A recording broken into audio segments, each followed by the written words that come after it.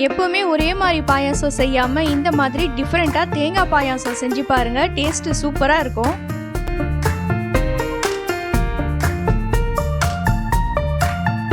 இப்போது எப்படி செய்யறதுன்னு பார்க்கலாம்.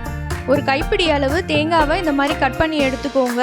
இப்போ இதை மிக்சர் ஜாரில் சேர்த்து இந்த மாதிரி துருவி எடுத்துக்கோங்க.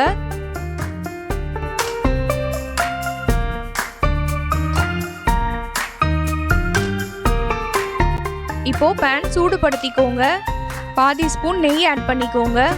இப்போது இதில் நான் 20 முந்திரி பருப்பு சேர்த்துருக்கேன். இதை சேர்த்து நல்லா வறுத்துக்கோங்க.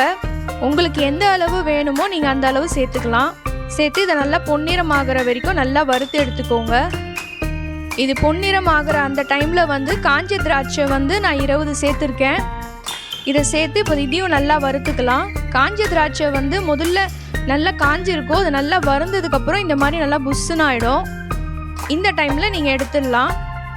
இப்போது அதே பேனே வச்சுக்கலாம். இதில் வந்து எனக்கு கொஞ்சம் நெய் இருக்குது. உங்களுக்கு நெய் இல்லைன்னா கொஞ்சமாக நீங்கள் நெய் ஆட் பண்ணிக்கோங்க. சேர்த்து இப்போ இந்த துருவின தேங்காவை இதில் சேர்த்து இப்போ இதை நல்லா வறுத்துக்கோங்க. துருவின தேங்காய் வந்து பார்த்திங்கன்னா ஈரப்பதம் இருக்கும். நல்லா நெய்யில் வறுக்கும் போது இது பலன்னு ஆகிடும். அது வரைக்கும் நல்லா வறுத்துக்கோங்க. ஒரு 30 செகண்டுக்கு வறுக்கணுங்க. அப்போ தான் இது நல்லா பலன்னு ஆகும். இப்போ பார்த்தீங்கன்னா இந்த மாதிரி பலன்னு இந்த பதத்துக்கு வரணும். அப்போ எடுத்துடலாம். இப்போது ஒரு பேன் எடுத்துக்கோங்க. 500 ml காசி ஆற வச்ச பால் எடுத்திருக்கேன். இப்போ வந்து அதை பேனில் ஊற்றிக்கலாம். அதுக்கப்புறமா நீங்கள் ஸ்டவ் ஆன் பண்ணி வச்சுக்கோங்க.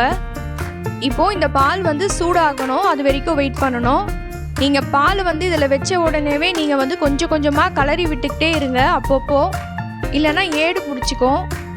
இப்போ பார்த்தீங்கன்னா பால் வந்து சூடாயிடுச்சு. இப்போது வறுத்து வச்ச தேங்காய் துருவலை இதில் சேர்த்துக்கலாம். சேர்த்து இதை நல்லா ஒரு 3 நிமிஷத்துக்கு கலரி விட்டுக்கிட்டே இருங்க. இதில் வந்து நான் 1 ஸ்பூன் நெய் ஆட் பண்ணியிருக்கேன். இப்போது இதுவும் சேர்த்து நல்லா கலந்து விட்டுக்கலாம்.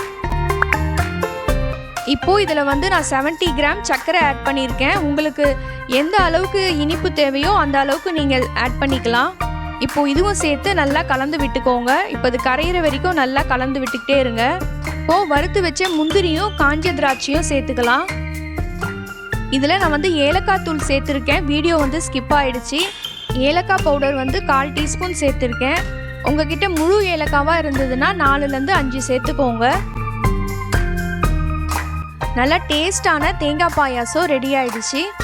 இந்த தேங்காய் பாயாசம் சின்னவங்களுக்கு மட்டும் இல்லைங்க, பெரியவங்களுக்கும் ரொம்ப பிடிக்கும். பிடிச்சிருந்தா ஒரு லைக் பண்ணுங்கள். இந்த மாதிரி இன்ட்ரெஸ்டிங் வீடியோஸ் பார்க்க ஹாப்பி குக்கிங் ஹாப்பி ஈட்டிங் சேனலுக்கு சப்ஸ்கிரைப் பண்ணுங்கள். தேங்க்ஸ் ஃபார் வாட்சிங்.